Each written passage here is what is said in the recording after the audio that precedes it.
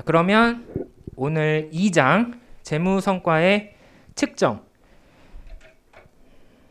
자, 1장에서는 우리가 재무제표가 무엇이냐, 그것을 어떤 것들이 있느냐, 그리고 주의할 점은 뭐냐, 이것을 생각해 봤어요. 이제 오늘 여기 2장에서는 사실 중간 시험 전에로 따지면 사실 제일 기초적이면서 가장 중요한 이야기를 하게 될 텐데, 바로 재무제표로부터 재무 비율을 만들고 그거를 비교하고 설명하는 것에 대해서 공부를 할 겁니다. 근데 다양한 방법이 있겠지만, 공부하는 다양한 방법이 있겠지만, 저는 어떤 식으로 접근을 할 거냐, 특히 그 중에서 핵심이 되는 지표가 자기자본 이익률, Return on Equity, ROE라고 부르는 값이에요. 그래서 ROE와 연관된, ROE를 중심에 두고 그 ROE와 연관된 다양한 재무 비율들을 언급을 드리면서 설명을 드릴 거예요. 그러고 나서 ROE, 이 자기자본 이익률에 문제가 있어요. 이것만 봐서는 좀 헷갈릴 때가 있기 때문에 그것을 보완하기 위해서 어떻게 하면 좋을까를 설명을 드리고, 그것을 이제 미국의 기업인, 그 교과서를 따라서 미국의 기업인 하스브로, 그 완구 회사죠. 그 아이들 가지고 노는 장난감 로봇이나 아니면 다양한 장난감을 만드는 그런 회사인데, 이 하스브로를 분석을 하면서 마무리하도록 하겠습니다. 그러면 여러분들은 이 챕터에서 배운 내용을 이 중간시험 이후에 보고서를 쓰실 때 바로 활용을 하시게 되기 때문에 조금 더 주의를 기울여서 들어주시면 좋겠습니다. 물론 이미 알고 계신 분들도 있지만, 이제 재무 분야에 익숙하지 않은 분들을 위해서 차근차근 설명을 드리려고 하니까 이제 그렇게 이해를 해주세요. 자, 먼저 이 자기자본 이익률 체제, 자기자본 이익률을 중심으로 하는 이 프레임워크에 대해서 공부를 해보도록 하겠습니다. 자, 이 재무성과의 측정이란 이 단원에서는 우리는 기본적으로 재무비율 분석, 레이시오 어널리시스라는 것을 배우게 됩니다. 이 레이시오 어널리시스는 뭐라고 할 수 있냐면, 재무정보에 기반을 해서 어떠한 비율로 어떤 값을 계산하고 그것들을 어떻게 비교해서 결론을 이끌어내는 방식을 의미를 합니다. 이럴 때 우리가 하고 싶은 목표는 뭐냐? 기업이 잘하고 있느냐, 못하고 있느냐, 이거예요. 쉽게 얘기해서 돈을 잘 벌고 있느냐, 못 벌고 있느냐. 돈을 잘 벌는 기업이 좋겠죠, 당연히. 근데 잘 벌기 위해서는 다양한 부문, 다양한 차원에서 동시적으로 잘해야 돼요. 한 가지만 잘해서는 어렵다는 거죠. 자, 예를 들어서 여러분이 뭐 야구 선수다, 프로야구 선수다. 그 이제 투수는 아니고 이제 타자예요. 그러면은 내가 공도 잘 쳐야 되고 수비도 잘해야 되고 그 다음에 도루도 잘하면 좋고, 이런 식으로 여러 가지 분야가 있을 수 있잖아요. 그것처럼 마찬가지로 재무 성과도 다양한 부문으로 나누어서 생각을 할 수가 있다. 이제 그것을 이제 이거 사실 명시적인 기준이 딱 있는, 법으로 딱 정해진 건 아니고 사람들이 흔히 나누는 기준으로 나누면 수익성, 그다음에 효율성, 그다음에 지렛대 효과를 얼마를 활용하고 있느냐, 이 세 가지를 특히 중점적으로 보게 됩니다. 자, 우선 수익성이라는 것은 무엇이냐? 수익성이라는 것은 이제 영어로 하면은 profitability인데, 말 그대로 이 기업이 돈을 벌고 있느냐 아니냐를 판단해 보자는 거예요. 사실 가장 원초적으로 중요한 능력이 되는 거죠. 근데 우리가 여기서 말하는 수익성이라는 것은 조금 더 회계적으로 어떻게 생각을 하냐면, 내가 판 것 중에서 실제로 나에게 이익으로 돌아온 것은 얼마냐라는 관점으로 접근을 하게 됩니다. 그래서 정확하게 말하자면 여기서 말하는 수익성이라는 것은 내 내가 발생시킨 매출의 그 수익 중에 실제로 내 이익, 내 인컴 혹은 프로핏이 되는 것은 얼마냐를 따지는 개념이 되는 거예요. 이제 그 주요한 지표로는 여러 가지가 있어요. 그리고 제가 한 가지 여러분에게 다시 강조드리고 싶은 것은, 재무 비율이라는 것은, 이 레이시오라는 것은 어디에도 법적으로 정해진 이렇게 계산해야 된다라는 그런 것은 없어요. 다만 사람들이 활용하기 나름이에요. 그래서 여러분들이 생각하는 정의가 있을 수 있고, 어떤 뭐 예를 들면 네이버 파이낸스를 들어가거나 뭐 다음 파이낸스를 들어가거나 아니면 뭐 다른 야후 파이낸스를 들어가거나 다른 곳에 들어가면 혹은 다른 애널리스트 보고서를 보면 다른 기준을 사용을 할 수도 있습니다. 근데 그게 중요한 게 아니고 그걸 어떻게 해석을 할 거냐가 중요한 거예요. 그래서 정의에 자꾸 너무 연연하지는 말되 기본적인 지표는 그래도 주로 이렇게 쓰인다라는 정도는 알고 있자. 그래서 설명을 드릴 거고, 제가 이번 챕터 중에 요 별표를 해놓은 것들이 있어요. 별표를 해놓은 거는 핵심은 아니기 때문에, 메인은 아니기 때문에 여러분들이 참고하시라. 그냥 궁금하시면 교재를 읽어보시면 거기에 정의를 어떻게 하는지 나와 있습니다. 저는 요 별표가 없는 것 위주로 강의에 설명을 드리도록 하겠습니다. 그래서 주요한 지표가 바로 순이익률이라는 지표가 되는데, 요거는 영어로는 profit margin이라고 불러요. 근데 어떻게 정의를 하느냐? 요 profit margin은, 순이익률은 아까 제가 설명드렸던 것처럼 그 매출, 내가 실제로 판 금액 중에서 내게 정말 이익으로 잡히는 것은 얼마가 되느냐를 계산을 하게 됩니다. 그러면 이것의 의미는 무엇이냐? 손익계산서를 요약을 하자는 거예요. 자, 손익계산서는 어떻게 출발하느냐? 탑라인, 그러니까 제일 위에서는 매출이 있어요. 그리고 중간중간에 이거 비용이니까 빼고, 요거 비용이니까 빼고, 저거 비용이니까 빼고, 다 빼고 남은 게 네 순이익이야. 그래서 바텀라인, 가장 마지막 줄에는 순이익이 나오게 됩니다. 그러면 가장 위에 있는 것과 가장 아래에 있는 것을 가지고 와서 비율을 만든 거예요. 따라서 이것을 통해 알 수 있는 것은 중간 과정을 요약해서 볼 수 있다. 그 중간 과정은 뭐였냐면 어떠한 비용들이 있었느냐. 그래서 내가 실제로 이렇게 많이 팔았지만 그것이 뭐 내가 많이 팔면 뭐해? 돈이 남아야지. 그래서 얼마나 남길 수가 있느냐. 그 마진을 의미하게 되고, 따라서 이 순이익률을 계산해 봄으로써 만약에 한 기업의 순이익률이 낮다. 그렇다는 것은 중간에 빼먹히는 게 많구나. 빠져나가는 게 많구나. 그렇다는 것은 비용을 굉장히 우리가 많이 쓰고 있다. 좀 문제가 있는 거 아니야? 이런 것을 분석을 해볼 수 있다는 거죠. 그래서 기업이 어떻게 비용을 최소화할 수 있을지 그것을 분석할 때 주로 이 순이익률을 바라보게 됩니다. 자, 예시를 하나 들어서 설명을 할게요. 제가 하스브로랑 무슨 연관이 있는 건 아니지만 교재에서 하스브로를 사용을 했기 때문에 그냥 일관성을 위해서 여러분들이 헷갈리지 않도록 하스브로를 그대로 사용을 하겠습니다. 2016년 하스브로 인코퍼레이션 요거를 보면 매출이 얼마라고 기록이 되어 있냐면 5020 밀리언 M이라고 되어 있어요. 그래서 M은 밀리언 100만의 단위니까 100만 달러가 되는 거고, 그러면은 약 50억 달러가 되는 건데, 우리가 숫자가 헷갈리니까 그냥 5020 이렇게 그냥 제가 그냥 짧게 그냥 부르겠습니다. 그냥 밀리언 무시하고 그냥 이해해 주세요. 그래서 매출은 5020을 했다. 그리고 순이익은 551을 했다. 그러면은 아주 쉽죠.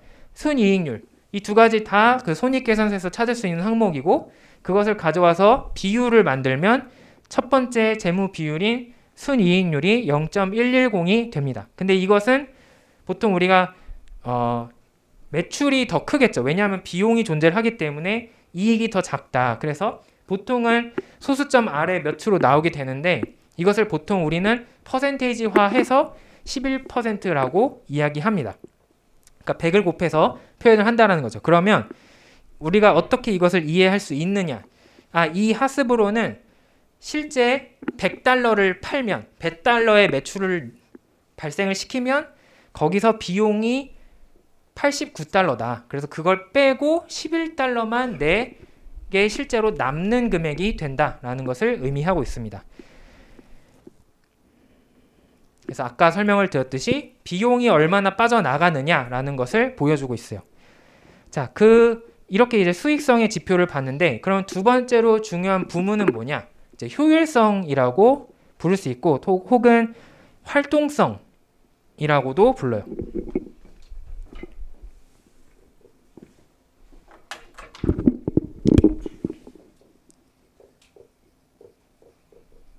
활동성. 이 같은 의미입니다. 여기서 말하는 효율성이나 활동성이나 같은 의미인데, 어떤 의미냐면 기업이 얼마나 자기가 가지고 있는 자원, 즉 바꿔 말해서 자산을 효율적으로 쓰고 있느냐라고 할 때 이제 효율성인 거고, 혹은 내가 가지고 있는 자원인 이 자산을 얼마나 활동적으로 액티브하게 잘 쓰고 있느냐, 알차게 써먹고 있느냐라는 의미에서 활동성이라고 부르기도 합니다. 의미는 동일해요. 그것을 당연히 중요하겠죠. 예를 들어서 내가 잘 팔고 있어요. 잘 팔고 있지만 사실 알고 보니까 놀고 있는 공장이 있고 놀고 있는 직원들이 있고 뭐 혹은 어떤 창고에 들어갔더니 예전에 만들어 놓고 까먹은 물건들이 막 방치가 되어 있다.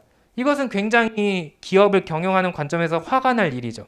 그래서 효율적인 게 중요하겠죠. 그래서 우리가 효율성을 또한 중요하게 생각을 하는 거고 거기에 들어가는 것 중에 대표적인 것이 자산 회전율이라는 것이 되겠습니다. 그리고 이 자산 회전율을 조금 더 구체적으로 들어가면 뭐 재고 자산 회전율, 고정 자산 회전율 이런 것처럼 자산 중에 특히 무엇을 집중적으로 살펴보는 것들이 있고 또 하나의 효율성의 지표는 요 평균 회수 기간이나 현금 전환 주기 이런 것들이 있는데 이것은 쉽게 간단하게 설명을 드리자면 내가 현금을 받는 게 좋잖아요. 현금을 받는 게 이익이 되는데 이 기업들은 경영을 하다 보면은 매출 채권으로 대신 받을 때도 있고 혹은 내가 매입 채권을 발행해서 나중에 돈을 줄 때도 있어요. 이렇게 현금과 차이가 발생을 하게 되고 그러면 실질적으로 내가 물건을 처음 만들기 시작해서 팔 때까지 시간이 걸리게 되고 그것이 또 현금으로 바뀌기까지 시간이 걸리는데 그 주기가 얼마나 되느냐, 얼마만큼 빨리 현금을 따닥따닥 받아올 수 있느냐 이런 것들을 의미하는 지표라고 생각을 하시면 됩니다. 아주 중요한 것은 아니고 그냥 이 교과서에도 그런 식으로 설명이 되어 있으니까 참고를 하시면 되겠습니다. 자, 그러면 자산 회전율이라는 것은 뭐냐? 영어로는 Asset Turnover. 그래서 저는 그냥 이 수업에서 AT라고 짧게 부를게요. AT는 어떻게 계산이 되느냐? 매출을 자산으로 나눈 거예요. 자, 왜 이렇게 되느냐? 자, 예를 들면은 내가 올해 1년 동안 장난감 완구를 제가 그 소매점을 운영하고 있는데 장난감 완구를 1,000달러어치 팔았어요. 그런데 제가 보통 우리 가게에 100달러어치의 물건을 늘 들여놓는다고 생각을 할게요. 그러면 내가 1년 동안 1,000달러를 파는 동안 물건이 납품이 돼서 들어오고 나가고 납품이 돼서 들어오고 나가고를 몇 번 한 거다? 10번 한 거다라고 이야기할 수 있습니다. 왜냐하면 100의 자산을 항상 유지를 하는데 총 1,000만큼을 팔았으니까. 그렇죠? 그래서 그 회전이 몇 번이 됐느냐라는 의미를 바로 자산 회전율이라는 이름으로 부르고 있는 거예요. 그러면 이게 무슨 의미냐? 자, 지금 살펴봤듯이 예를 들어서 제가 매일매일 손님이 몇 명이 올지 안다. 얼마만큼 팔리는지 안다라고 생각을 하면은 미리 물건을 사놓을 필요가 없죠. 미리 내가 물건을 들여놔서 쓸데없이 자리 차지를 할 필요가 없어요. 그래서 정확히 오늘은 이번 달에는 딱 90달러치만 팔릴 거라고 하면 딱 90달러만 가져오면 돼요. 근데 그게 계산이 안 되면 혹은 내가 귀찮아서 까먹거나 아니면은 정신이 없어서 사나워서 잊어버리면 더 사놓겠죠. 그러면은 자산이 늘어나요. 근데 어차피 팔리는 건 똑같거든요. 그러면 회전이 떨어지는 거죠. 나는 쓸데없이 자산만 차지를 하고 있으니까. 그래서 이것이 효율적으로 관리하는 것을 보여준다는 겁니다. 내가 정말 필요한 자산을 딱 가지고 있다가 딱 매출을 딱 잘 하고 있느냐 혹은 이 내가 적은 양의 자산으로도 매출을 얼마나 많이 올리고 있느냐를 보여주는 지표가 되기 때문에 이것이 효율성을 보여주는 지표가 된다. 자, 그러면 지금 제가 설명을 드렸듯이 자산 1원당 얼마만큼 매출액을 측정을 하느냐. 이제 제 예시에서는 매출이 이제 훨씬 더 커가지고 10이라는 자산 회전율이 나왔지만 뭐 그 정도까지 되긴 좀 어렵겠고 1원당 얼마만큼을 매출액을 창출할 수 있느냐의 배수로 계산이 되고 기업이 얼마나 거꾸로 말하면 기업이 얼마나 자산 활용을 잘 하고 있느냐, 효과적으로 하고 있느냐, 최소한만 가지고 많이 팔고 있느냐를 보여주고 있습니다. 자, 그러면 하스브로는 어땠느냐? 이번에는 손익계산서만 보면 안 돼요. 왜냐하면 자산이 궁금하기 때문에 자산은 재무상태표에서 찾을 수 있다. 그래서 자산을 보니까 5091이었어요. 그리고 매출이 5020이었다. 이것은 손익계산서에서 볼 수 있는 정보가 되겠습니다. 그래서 그 두 가지 정보를 활용을 해서 자산 회전율은 자산분의 매출로 5091분의 5020으로 계산이 됩니다. 그러면 0.986 그러니까 0.986배 혹은 영어로 하면 0.986 times라고 표현을 하게 됩니다. 이것은 우리가 보통 퍼센테이지로 표현을 안 해요. 잘. 왜냐하면 몇 배로 회전을 하느냐 이런 식으로 표현을 많이 하기 때문에 퍼센테이지화 하지 않고 그냥 몇 배다 이렇게 표현을 하게 됩니다. 자, 세 번째 부문은 뭐냐? 지렛대 효과라는 것이 있어요. 잘 알고 있는 분들도 있겠지만 지렛대 효과. 그러니까 예를 들면 제가 맥주 캔을 따려고 하면은 거기 여러분들이 고등학교나 중학교 물리 시간에 배웠던 과학 시간에 배웠던 지렛대의 원리가 들어가게 되죠. 지렛대나 도르래나 뭐 다 비슷한 역할을 하는데 무슨 역할을 하느냐면 내가 적은 힘을 들이고도 큰 물체를 움직일 수 있게 해주는 그런 때에 우리가 지렛대가 작동을 했다라고 표현을 합니다. 그러면 그것을 금융적으로 생각을 하면 무엇이냐? 내가 적은 힘만 들이고도 이것을 바꾸면 내가 조금만 투자하고도 큰 물건을 옮길 수 있다. 이것은 큰 자산을 운용할 수 있다라고 표현할 수 있습니다. 그래서 지렛대 효과, 이제 레버리지라는 것이 재무 파이낸스에서 의미하는 바는 네가 가진 돈에 비해서 얼마나 남의 돈까지 알차게 활용을 하고 있느냐. 그러니까 네 돈만 쓰는 게 아니고 남의 돈도 함께 써가지고 사실은 내 돈만 가지고 하면은 요만큼밖에 자산을 못 가지는데 이만큼 자산을 굴리고 있다. 그런 경우에 우리는 지렛대 효과, 레버리지라고 부릅니다. 그럼 이게 왜 좋으냐? 내가 자산이 커지면 당연히 더 많이 팔 수 있어요. 자, 예를 들어서 아까 그 구멍가게, 장난감 가게를 운영을 하는데 제가 그냥 쉽게 한국적으로 뭐 50평짜리 가게에서 파는 거랑 여기 큰 빌딩에 몰을 설치해 놓고 파는 거랑 규모가 다르겠죠. 그러면 훨씬 더 절대적인 가치에서 절대적인 금액에서 더 많이 팔 수 있기 때문에 수익이 커질 것이다. 따라서 내가 자산을 최대한 부풀리는 것은 나에게 수익을 증가시킬 수 있는 장점이 될 수 있죠. 하지만 거기에는 반드시 비용이 존재하게 돼요. 이 재무에서 항상 제가 강조하는 것은 뭐냐면 모든 사람은 혹은 모든 기업은 모든 경제적인 주체는 항상 매 순간 선택을 하게 돼요. 근데 그 매 순간 선택을 할 때 비용이 항상 존재를 해요. 내가 이 선택을 하면 좋은 것도 있지만 손해보는 것도 있어요. 이 선택을 하면 이것이 좋지만 반대로 저것이 나쁠 수 있어요. 그래서 항상 비용이 존재하는데 이렇게 부채를 가져왔을 때 그래서 지렛대를 활용했을 때 얻는 감수해야 되는 위험은 무엇이냐면 그 돈을 갚아야 된다는 거예요. 그래서 내가 내 돈만 가지고 하면은 조금 손해봐도 괜찮아요. 내가 한 건데. 그렇지만 남의 돈을 끌어와다 했으면 그럼 이제 몽둥이 들고 오겠죠. 자, 내 돈 내놔 하면서. 그래서 이 파산의 위험에 부딪힐 수 있다. 그런 위험을 충분히 감수하겠느냐라는 비용적인 측면이 있습니다. 그러면 이 지렛대 효과를 표현하는 지표는 무엇이 있느냐? 굉장히 많은데 그 중에 저는 두 가지를 보여드릴 거예요. 부채 비율이라고 부르는 것과 자기자본 승수. 기타로 순부채 비율이 있고 이자 보상 비율이 있는데 자, 이거는 우리가 이렇게 약속을 합시다. 자, 제 수업에서 부채 비율은 항상 어떻게 표현을 할 거냐면 부채를 자산에 나눈 것으로 표현을 할 거예요. 다른 데는 다르게 쓰는 경우도 많아요. 예를 들면 어디서 어떤 글을 읽었는데 그 보고서에서는 부채 비율을 부채 나누기 자기 자본으로 할 수도 있어요. 그렇지만 그 경우는 저는 제 수업에서는 순부채 비율이라고 부를 거고 부채를 자산으로 나눈 것을 부채 비율이라고 하겠습니다. 딴 데서는 다르게 쓰셔도 되는데 용어의 혼돈을 막기 위해서 우리 수업에서는 그렇게 사용을 하겠습니다. 이제 영어로 쓰면은 그냥 명시적으로 debt to asset 이렇게 써서 그러니까 부채를 asset으로 나눈 것 이렇게 표현이 돼서 오히려 명확한데 이제 우리나라에서는 부채 비율이라는 말로 뭉뚱그려서 사용을 하기 때문에 약간의 용어 혼동이 있을 수 있어서 주의해 주시면 좋겠습니다. 자, 그러면 이 비율은 무엇이냐?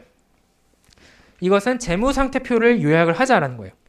자산이 있고 그 자산은 결국 우리 주인들인 주주의 몫으로 가거나 아니면 남의 돈이기 때문에 남들에게 가요. 그걸 채권자에게 간다고 하죠.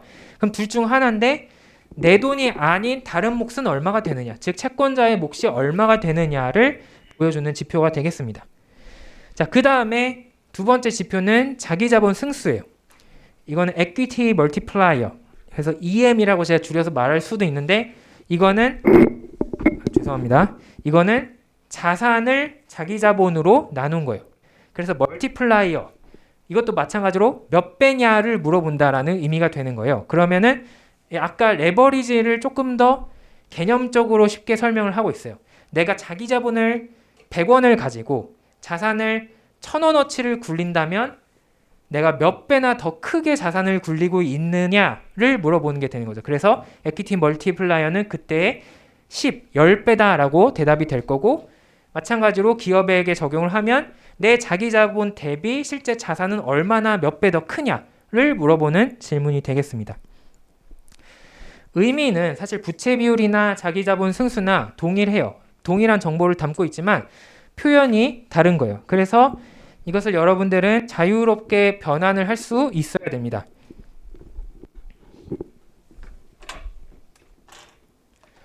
자, 간단하게 보시면 어느 쪽으로 출발을 해도 상관이 없는데, 자, 부채 비율이라는 것은 부채를 자산으로 나눈 것이 되겠죠.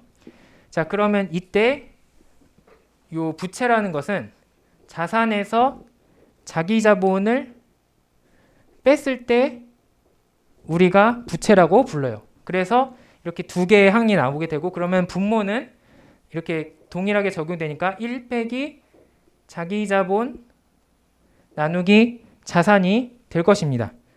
그런데 우리는 자기 자본 분의 자산을 자기 자본 승수라고 불러요. 근데 이거는 자산분의 자기 자본이죠. 그래서 이거는 2n분의 1이 되는 거예요. 자기 자본 승수의 역수가 되는 거예요. 그래서 부채 비율은 1 빼기 2n분의 1이 되는 거고, 그러면 이거를 잘 정리하면 2n분의 1은 1 빼기 debt to asset이 되는 거고, 그래서 1 빼기 d debt to asset 곱하기 2m은 이제 1이 된다. 이제 이런 관계가 나옵니다. 그러면은 어느 한쪽으로든 계산을 할 수가 있죠. 지금 이게 잘 안 나와가지고 그렇긴 한데, 수학적으로는 당연하다라는 것을 여러분들이 아실 수 있을 겁니다. 그래서 부채 비율을 알면 쉽게 자기자본 승수를 알 수 있고, 거꾸로 자기자본 승수를 알면 부채 비율을 알 수 있다. 왜냐하면 사실상 동일한 정보를 담고 있기 때문에 이것을 말씀드리고 싶었어요. 자, 그러면 한번 적용을 해봅시다. 자, 하스브로의 경우는 자산이 5091이었고 부채가 3228이었어요. 둘 다 재무상태표에서 확인을 했습니다. 자, 그러면 먼저 부채 비율은 바로 이 두 가지로 계산이 되죠. 어떻게 하느냐? 자산분의 부채 비율.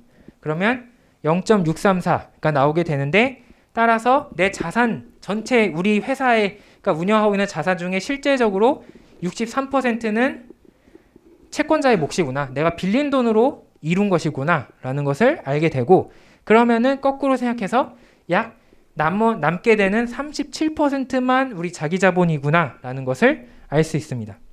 그리고 자기 자본 승수는 한 번 더 생각을 해야 되는데, 지금 제가 여기에는 자기 자본이 얼마다라고 명시적으로 드리지 않았기 때문에 여러분들이 회계의 원리를 이용을 해서 자기 자본은 그러면 얼마냐를 계산을 해야겠죠. 그러면 자산에서 부채를 뺀 것이 자기 자본이다 라는 원칙을 활용을 해서 5091 나누기 그 뺀 것 계산을 해서 계산하게 되면은 2.73 정도가 나오게 됩니다.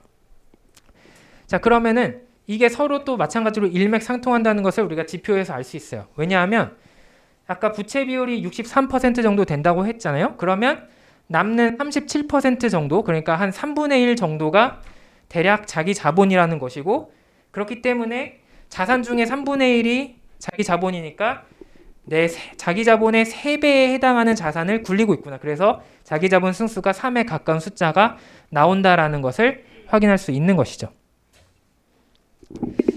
자, 지금까지 여러 부문, 그래서 수익성, 효율성, 그리고 지렛대 효과, 요 세 가지 부문에 걸쳐서 각각 기업이 얼마나 잘하고 있느냐 혹은 어떻게 하고 있느냐를 나타낼 수 있다. 지표로 나타낼 수 있다. 그리고 그 지표는 어떤 것들이 있다를 살펴봤습니다. 근데 우리는 결론을 좋아하죠. 보통 뭐 커뮤니티에 글 올리면 세 줄 요약 없으면 안 읽음 수고 이렇게 하잖아요. 그래서 항상 그래서 결론적으로 얘네가 어떻게 하고 있느냐라는 것을 보여줘야 되는데 그것에 대한 지표를 저는 그냥 제 맘대로 종합적인 성과를 나타낸다는 의미에서 종합 성과 지표라고 부르겠습니다. 여기에 해당되는 것은 바로 우리가 계속 얘기하고 있던 자기자본 이익률 그리고 자산 이익률 이런 것들이 들어가게 되고 그 다음에 지금 당장 오늘은 안 배우겠지만 다음 시간에 배울 투자자본 이익률 이런 것도 여기에 해당이 되고 주당 순이익 같은 것도 종합적인 성과를 보여준다라고 할 수 있겠습니다. 이제 그것들을 다룰 텐데 자 그러면 일단 오늘은 자산 이익률과 자기자본 이익률을 살펴보도록 합시다. 자, 자산 이익률의 경우는 ROA라고 불러요. 자산 대비 얼마나 이익을 발생을 시키고 있느냐. 그래서 손익계산서에서 볼 수 있는 순이익을 재무상태표에 있는 총 자산으로 나누어서 ROA를 계산을 합니다. 그러니까 결국 기업의 자산으로부터 이익을 창출하는 능력이에요. 그래서 종합적으로 얼마나 돈을 벌고 있느냐라는 것을 표현을 하고 있습니다. 그런데 여기서 재미있는 점은 이 자산 이익률을 살짝 변환을 하면 우리가 앞에서 배운 지표가 나오게 된다는 거죠.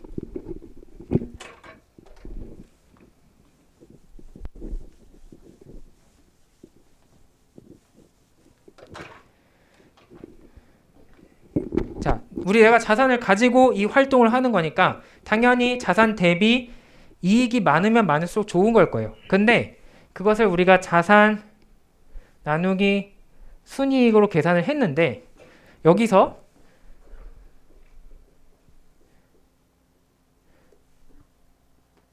매출 나누기 매출을 그냥 모른 척하고 넣어보도록 하겠습니다. 이건 어차피 1분의 1이니까 수학적으로 아무런 문제가 없죠. 그리고 요렇게 묶고 이제 요렇게 묶을 거예요. 그러면 매출분의 순이익이 나오게 되고 그리고 자산분의 매출이 나오게 되는데 매출분의 순이익을 우리는 아까 뭐라고 불렀냐면 프로핏 마진 순이익률이라고 불렀고 자산분의 매출을 우리가 뭐라고 불렀냐면 에셋 턴오버 자산 회전율이라고 불렀다는 겁니다. 그래서 ROA는 프로핏 마진과 에셋 턴오버의 곱으로 나타나게 된다.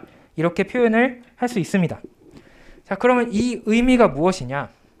우리 기업이 자산 대비 많은 돈을 벌기 위해서는 두 가지를 신경 써야 돼. 자, ROA가 높아지려면 이게 높거나 이게 높아야겠죠. 왜냐하면 두 개를 곱해서 계산이 되는 거니까. 그래서 순이익률이 높거나 자산 회전율이 높아야 돼요. 바꿔서 말하면 수익성이 좋거나 아니면 우리가 자산을 효율적으로 활용을 한다. 효율성이 좋아야 우리가 자산 이익률이 올라가겠구나라는 결론을 얻을 수 있습니다. 그래서 네가 기업을 자산을 관리하는 관점에서 많은 돈을 벌고 싶으면 수익성을 높여야 돼. 첫 번째 수익성을 높여야 돼. 그 말은 바꿔서 말하면 비용을 일단 줄여. 그리고 두 번째 효율성을 높여야 돼. 그 말은 뭐냐면 자산을 최대한 잘 놀려. 최대한 그냥 놀게 맞들 말고 최대한 잘 활용을 해. 그 두 가지가 잘 이루어져야만 우리 기업이 자산 대비 이익 성과가 좋아질 것이다 라고 결론을 내게 되는 그런 내용이 되겠습니다. 자, 그래서 이 하스보르의 경우를 자산 이익률을 계산해 보면 넘어갈게요. 10.8%가 나오게 되는데 이것은 앞에 계산했던 순이익률과 자산 회전율을 곱해도 동일한 값이 나온다. 그래서 우리가 살펴본 수식이 성립이 된다라는 것을 체감적으로도 확인할 수가 있습니다. 그 다음에 궁극적으로 제가 강조했던 애초에 이걸 ROE 프레임워크, 자기자본 이익률 체제라고 불렀죠. 그래서 가장 중심이 되는 자기자본 이익률이 나오게 되는데 이것은 어떻게 계산이 되느냐? 이 정의부터 말씀을 드리자면 아까 ROA에서 자산이 있었던 부분을 자기 자본으로 바꾼 거예요. 그러니까 자산 전체 대비 우리 회사의 이익이 아니라 우리 주인들이 넣은, 우리 실제 기업의 주인이 넣은 돈인 자기 자본 대비 이익은 얼마냐를 물어보는 거죠. 그래서 주주가 얼마를 기여했는데 그것으로 얼마를 벌었다라는 것을 평가하게 됩니다. 그리고 이 자기 자본 이익률도 마찬가지로 분해가 돼요. 잠깐 해보자면 일단 여기가 자기 자본이 되었어요. 그럼 여기가 자기 자본이 있고 이렇게 되는데 이거가 이렇게 되는 건 마찬가지고 여기가 자기 자본이 되겠죠. 자, 그런데 여기서 자산 곱하기 자산을 합시다. 그리고 자산분의 자기 자본을 묻고 잘못됐다. 자기 자본분의 자산을 묻고 자산분의 매출을 묶읍시다. 이제 그러면 첫 번째 이 매출 곱하기 매출분의 순이익은 프로핏 마진이 되는 것이 똑같고, 그다음 두 번째 자산분의 매출이 있는 건 에셋 턴오버가 되는 건 똑같아요. 근데 남는 게 뭐냐면 자기 자본분의 자산이 남게 돼요. 그래서 equity 멀티플라이어 EM이 나오게 된다. 자기 자본 승수가 나오게 된다. 그래서 ROE는 두 번 표현을 할 수 있는데, 첫 번째로 프로핏 마진 순이익률에다가 자산 회전율을 곱하고 다시 자기 자본 승수를 곱하면 그것이 ROE다라고 첫 번째로 말할 수 있고, 그러니까 세 개로 나눌 수 있고, 그 중에서 프로핏 마진과 에셋 턴오버 이 두 개는 ROA가 된다고 했기 때문에 ROA에다가 자기 자본 승수를 곱하면 마찬가지로 ROE가 된다라고도 나눌 수 있습니다. 그래서 두 개로 나눌 수 있고 세 개로 나눌 수도 있는데, 이거를 보통 흔히 듀퐁 분석이라고 불러요. 왜 듀퐁 분석이라고 부르냐면 미국의 화학 기업의 듀퐁이 있어요. 근데 그 듀퐁의 자기네 재무적 성과를 분석하기 위해서 최초로 이 ROE를 이렇게 세 가지 분야로 나누어서 생각을 했기 때문에 그 이름을 따서 듀퐁 분석이라고 부릅니다. 중요한 건 아니고 그냥 여러분들이 아셔야 되는 것은 ROE는 결국 수익성도 좋아야지 되고 효율성도 좋아야지 되고 지렛대 효과도 잘 활용하고 있어야 우리 자기 자본 대비 주주들이 돈을 많이 벌 수 있구나 라는 사실을 알 수 있다는 겁니다. 자, 이거는 간단하게 넘어갈게요. 또 마찬가지로 자기 자본 이익률은 계산을 해보면 정의에 따라서 자기 자본 분의 순이익률로 계산을 하면 29.6%가 나오는데, 그거는 마찬가지로 순이익률 11%와 자산 회전율 0.986배 그리고 에퀴티 멀티플라이어 2.73배를 곱해도 마찬가지로 29.6%가 나와서 우리가 듀퐁 분석이 실제로 맞다라는 것을 알 수 있습니다. 자, 이거는 그 교과서에서 다양한 기업들의 ROE를 그 듀퐁 분석에 따라서 세 개의 분야로 나누어서 보여주고 있어요. 자, 그런데 여기서 중요한 거 혹은 기억할 거라고 한다면 각각의 항목을 보면 잘하는 기업이 있고 못하는 기업이 있어요. 이제 높은 게 대체로 잘하는 거다라고 친다면 프로핏 마진이 높은 기업이 있고 프로핏 마진이 낮은 기업이 있어요. 그리고 에셋 턴오버가 높은 기업이 있고 아닌 기업이 있어요. 그리고 레버리지, 그러니까 자기 자본 승수가 높은 기업이 있고 아닌 기업이 있어요. 그런데 결과적으로 그걸 곱한 값들은 대략 10에서 20 언저리로 비슷하게 나온다. 그러니까 이 경쟁적인 이 경제 시스템에서 혼자 독점을 하고 있는 것이 아니기 때문에 경쟁을 하기 마련이고, 그러면은 기업들이 다 생존을 위해서 최선을 다하게 되고, 그 와중에 어떤 기업은 특히 수익이 좋을 수도 있어요. 그러니까 비용이 적을 수도 있고, 어떤 기업은 자산을 잘 관리할 수도 있어요. 그렇지만 결과적으로 전반적인 퍼포먼스는 엇비슷하게 나온다. 그러니까 기업별로 잘하는 부문이 있을 수도 있다. 그러면 우리는 그러면은 아무것도 하지 말까? 어차피 대충 하는데, 이게 아니라 그러면은 우리는 우리 기업을 볼 때, 분석을 할 때, 우리는 어떤 것에 강점이 있구나, 어떤 것에 약점이 있구나, 이렇게 생각을 하면서 그러면 약점은 어떻게 보완을 하고 강점은 유지할 수 있을까? 이거를 고민하면 재무적인 분석을 실시할 수 있다는 거죠. 이제 그런 의미에서 보여드렸습니다. 마지막으로 왜 자기 자본 이익률이 중요하냐? 왜 이걸 ROE를 계산을 하는 게 중요하냐? 여러분들이 재무관리 원론으로 돌아가서 생각을 해본다면, 혹은 경영학 원론으로 돌아가서 생각을 한다면, 기업 경영의 목표는 뭐냐? 기업은 주주가 주인이 되는 그런 곳이에요. 따라서 주주가 잘 되는 것이 기업의 목표예요. 그래서 이것을 유식하게 표현을 해서 기업 경영의 목표는 주주의 이익을 최대화하는 것이다 라고 할 수 있습니다. 이것이 하나의 명제라고 볼 수가 있는 거죠. 대체로 성립을 하는, 그래 우리가 경영학을 공부하는 기본적인 원리라고 볼 때, 그러면 주주의 이익을 어떻게 최대화할 것이냐, 주주가 투자한 돈 대비 돈을 많이 돌려주면 주주의 이익이 최대가 되는 거죠. 지금 제가 말씀드린 것이 바로 자기자본 이익률의 정의예요. 주주가 투자한 돈 대비 우리 기업이 순이익을 얼마나 벌고 있느냐, 그것을 지표로 나타냈을 때 ROE 그 자체가 된다는 것이죠. 따라서 우리가 기업 경영의 궁극적인 목표와 비교해서 생각을 했을 때 가장 단순하면서도 심플하게 그 핵심적인 내용을 포함하고 있다라고 볼 수가 있습니다. 이렇기 때문에 종종 경영진들은 자기자본 이익률을 어떻게 끌어올릴 것이냐, 이것을 고민하게 되고, 주주들 혹은 그 주주를 대리하는 이사회에서도 경영진의 성과를 평가할 때 왜 이번에는 ROE가 이렇게 떨어졌죠? 이번에는 왜 ROE가 올라갔을까요? 이렇게 생각해서 경영진이 잘했느냐 못했느냐를 판단하게 된다. 그러므로 자기자본 이익률을 잘 관리하고 높일 수 있도록 노력을 하는 것이 좋겠구나라는 결론을 얻을 수 있습니다. 그래서 우리가 자기자본 이익률을 분석을 해야 되고, 그때 세 가지 분야로 나누어서 생각을 할 수 있다. 수익성, 효율성, 그리고 지렛대 효과의 활용, 이렇게 나누어서 생각해 보면 되겠습니다.